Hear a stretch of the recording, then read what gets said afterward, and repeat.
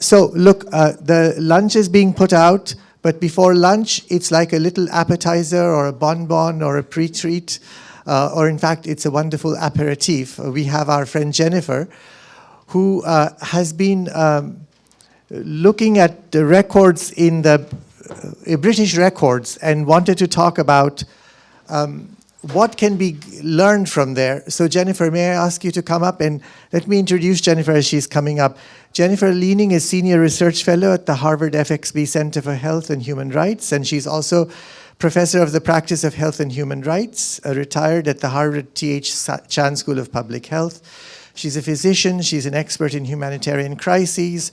Her work focuses on public health, human rights, and international humanitarian law in response to war, disaster, and forced migration, with extensive experience in crisis settings worldwide. I want to say she's flown in little jumper planes all over the Sudan and actually several other hotspots that most people would run away from, and she gets onto a tiny little plane and flies around looking at what's happening. Jennifer, what would you prefer, the podium or? So Jennifer will speak for a few minutes, then we will go and pick up our lunch. But please bring your lunch back here, because Victor Mallet has flown in from Paris, from the banks of the Seine, to give us a plenary address. Several of us, when we started this project and we were reading his book, were simply delighted by what it contained, and we thought he would make a great plenary speaker, and Victor has agreed. So please, when you go for lunch, bring your lunch back here, but in the meantime, here's Jennifer with the best aperitif you could imagine. Oh, thank you. Everyone should be introduced by this man. Thank you, sir. And it is my great pleasure to be here. I am talking about something that is arcane to me, actually, and therefore even more adjacent than it might be to the topic of this study, this discussion, the work that's going to flow from it, the work that's being reflected. I have been obsessed with the India office records in the British Library relating to partition for a long time. But I began to recognize that the British Library has holdings that relate to the 16, 17, and 1800s of the East India Company, where it was unrestrained and pillaged, and the British East India Company, which basically was better financed and had the permission of the British government to undertake even more massive earth-moving activities. The shorelines of India, the rivers of India, the contours of the mountains and the hills, the interaction of people with their environment were deeply changed by these two companies.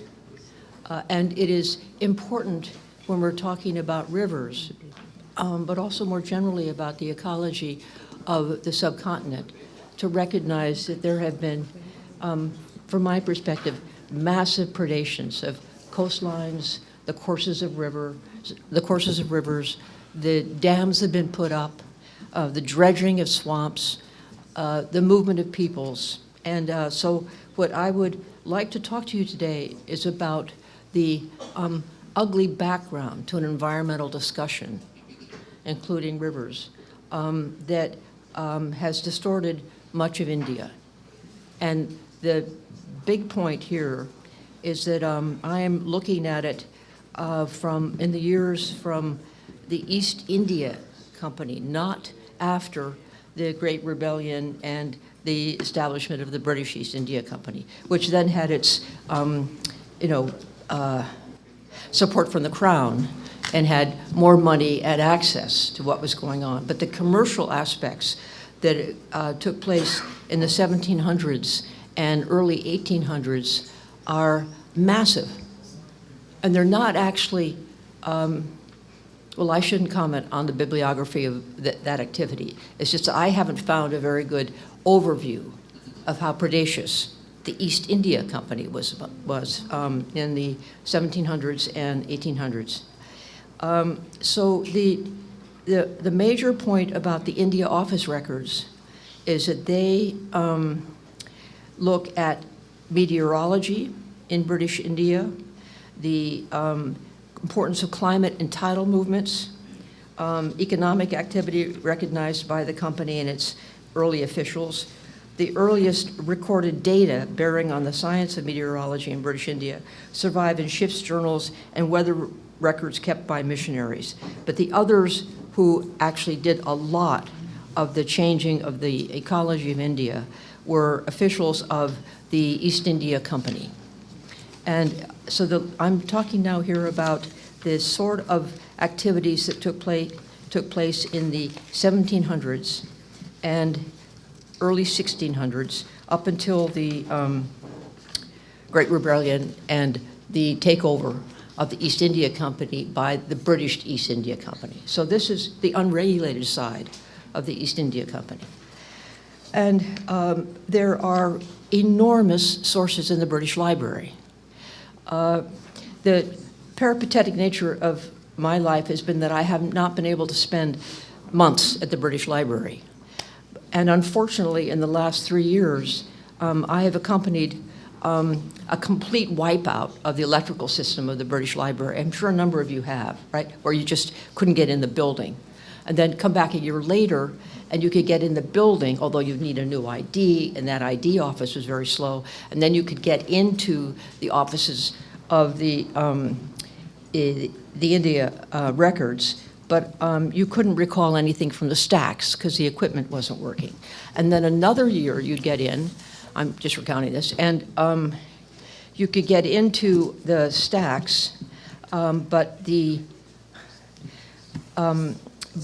system was down for calling up anything you wanted. And I was looking at documents that were done in the 16 and 1700s. So those were buried deep, presumably, and cumbersome. And so finally, last year, it was open for business. They had people who knew how to order books. They had books that could come up from where you asked for them. But the people were not trained enough, or something went wrong. I was there for 3 days and had call numbers, and every time I would get volumes back that were not the volumes I asked for. Okay. Let me just say that the quality of these manuscripts is very precarious. And can I also say that there is an enormous wealth of material on the dredging, the canals, the movement of mountains, the creation of swamps, the changing of the outer dynamics of all the port cities, but also tremendous work in Delhi and Bangalore and the South. And the most interesting aspects of this movement are that the officials of the East India Company, as I say, I stopped after 1857, were very concerned about the health of their own people, but also about the spread of disease. And the spread of disease was occasioned, they were not entirely sure about all the aspects, but they spent a great deal of time talking about irrigation and embankments, all right? So there's a wonderful manuscript report of a general nature about irrigation in India, 1823 to 1865. You can move down and find other great reports on what's going on in irrigation in India. Let me just give you one. Unsuccessful attempts made to bore for water at Delhi, Nasirabad and Nimuk, 1834 to 1836, a volume I tried to get and couldn't. Papers regarding the expenditure on public works connected with the Delhi canals and the Doal Canal. Proposal for opening the old watercourses of the river Gagar near to Delhi, 1836. Papers regarding to the progress of public works and canals, roads, bridges in northwestern provinces, 1834 to 1838. I mean, it goes on. They are talking about massive earth-moving activities. One of the interesting sections is on the embankments. the embankments are what they have pushed up to keep the rivers in place. And they dredge the rivers and then produce embankments. But the monsoons and other winds and storms make the embankments crumble, so then there's mass floods. And then they will move from that territory, because it's a mess, and then create a new embankment. So the dredging and movement of earth using human labor only is an extraordinary subtext to the ways in which water, including rivers, moved and emptied because they changed coastlines. I have, and then there's also, I'll pause here, I could also tell you about the ways in which they have reports that are very, very important, I would say, for people who are looking at sort of disasters which attended the gale at Madras on the night of 27th March, 1853. The gale at Madras, 1853, what was that? And what actually happened in terms of the disasters? An account of a cyclone in the Andaman Sea in the 9th and 10th of April, 1858. That's right after. It's still the East India Company writing that report. There are tremendous, interesting papers on health and disease. So there's correspondent on the subject of a fever, which is prevalent at Nagpur, and reports that the disease has begun to subside with the change of the season.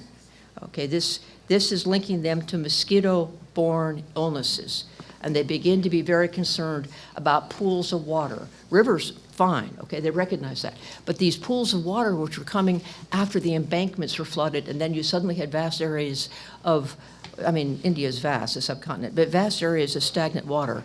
They could begin to see the distinctions that were prominent between environmental changes and disease. Smallpox is understood, and they were working on vaccinations. Cholera was quite a major issue, and in the a couple of the efforts talked to measures taken to check the spread of an epidemic of cholera at Madras in 1818, and it includes printed extracts from the correspondence of the Madras Medical Board, giving case histories and a printed extract of the Government Gazette Extraordinary. Anyone interested in contagious and infectious disease in India should go to these files that are deep in the British Library archives. There's a trial of, and then you get this social insight, trial of 85 persons in the northern Konkan for murdering and mutilating a fisherman suspected of sorcery to spread cholera, 1830 to 1833. So the sanitary conditions paid a great deal of attention to malaria. They didn't know that it was created by mosquitoes or passed by mosquitoes, but they knew that stagnant water was the problem. So one of these big issues was how do you move the stagnant water around? And then they also bore in on prickly pear hedges. Somebody here may know a whole lot more about those than I do.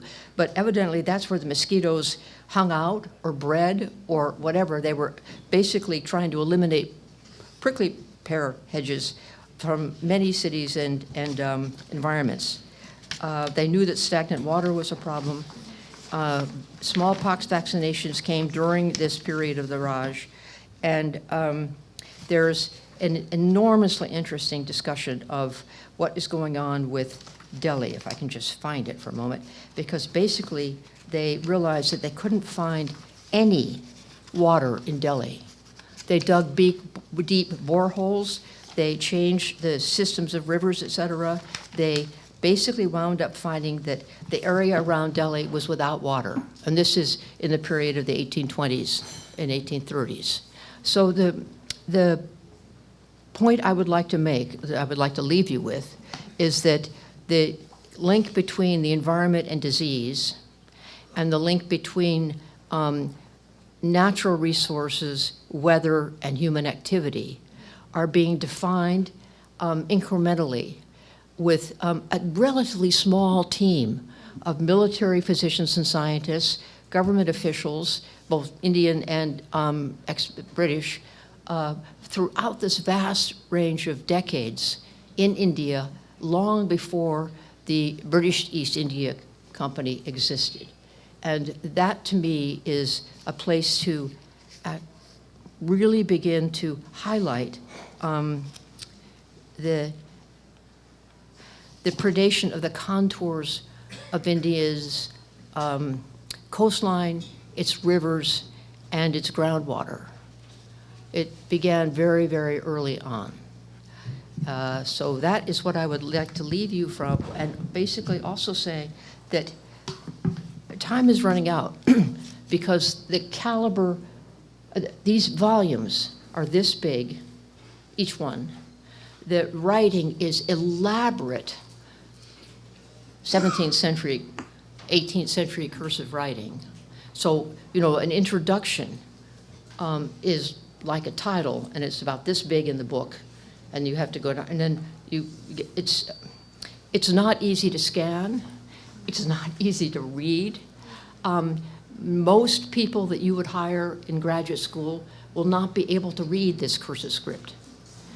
So how are we going to get access to it? And the volumes that have come up are big, leather bound, they're this big, this thick.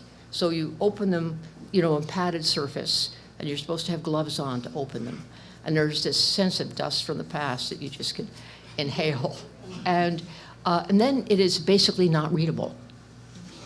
I mean, you turn the pages with gloves on and try not to do anything, and then you realize you're in this zone of hyperbolic script.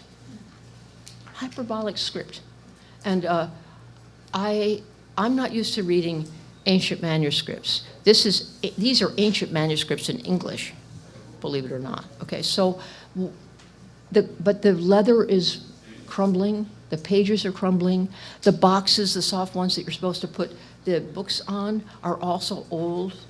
My guess is they're going to be, in the next 3 or 4 years, they're going to restrict access to the books. And it's not going to be this cumbersome thing of saying, I want volume 348, you know, and they come up through the various bowels of the British Library. They're going to become increasingly inaccessible.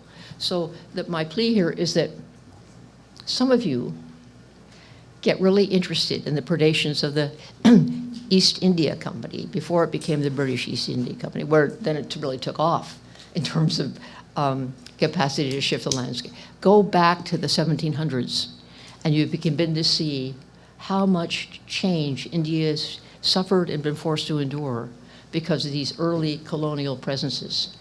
And that is I hope it's brief enough. Oh, Jennifer, thank you so much.